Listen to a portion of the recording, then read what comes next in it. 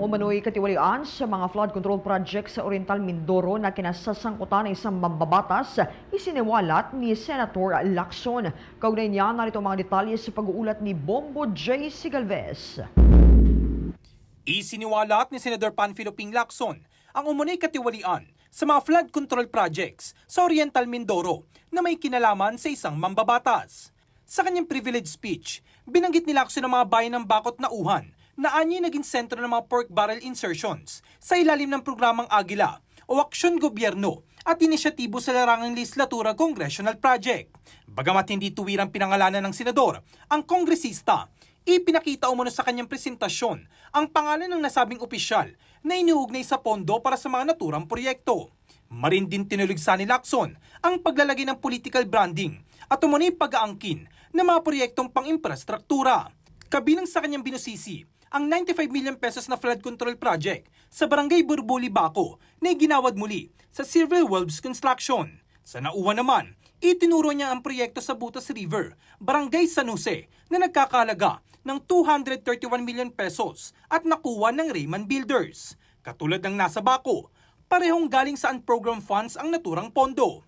Sa kabuuan, tinatayang nasa 19 billion pesos ang inilaan para sa mga flood control projects sa Nauhan mula 2023 hanggang 2025, kung saan halos 10 billion pesos ay nakapaloob lamang sa panukalang budget para sa 2025. In one Facebook post, we discovered a congressional representative showcasing his midterm accomplishment report covering the period from June 30, 2022 to December 31, 2023. He openly lists projects, hold your breath, funded by his office. I repeat, funded by his office, including flood control and river protection initiatives. From Aguilas Baco, let us travel to Aguilas Nauhan, also in Oriental Mindoro. Mr. President, Nauhan is among the beneficiaries of 3.6 billion pesos worth of projects, while Baco proudly lists 807 million, all of which is attributed to and owned up by the office of the congressman. Hindi lamang po ito ang maswerteng naponduhan. Isa pa sa pinagmamalaki ng mga pag-angking congressman ay ang flood control structure sa Butas River upstream, Barangay San Jose, Nauhan, Oriental, Mindoro. Isa pa sa mga binigyan din ng senador, ang proyekto sa Barangay Mulawin na may pondo umanong 1.9 billion pesos para sa 8 flood control structures. Ngunit base sa drone footage na kanyang iniharap, gumuho na ang ilang dike, makalipas lamang ilang buwan matapos ideklarang tapos sa mga ito. Ayon sa senador, kinumpirma ng mga residente na walang flood control structure na naitayo sa kanilang lugar at tila hindi umiiral ang proyekto sa kabila ng magkatugmang koordinasyon sa mga record ng Department of Public Works and Highways at sa listahan ng sumbong sa Pangulo.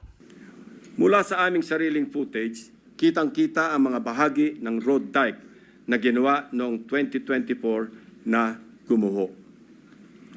Ang nakikita niyong flood control project ay nagkakahalaga ng 204.8 million pesos na base sa official record ng DPWH ay completed project na nito lamang Pebrero 2025. Halos 3 buwan pa lamang ang lumipas, Mr. President. Gayunpaman, kabago-bagong proyekto, gumuho na agad ang dike dahil sa nakaraang bagyong Krising, Dante at Emong. Kasama ang lagpas 200 milyong pondo na inalaan dito. We heard grim stories about why these structures fall easily. From the improper embankment mix of gravel, sand, and stones, sheet piles cut in half, and lower-grade reinforcement steel bars.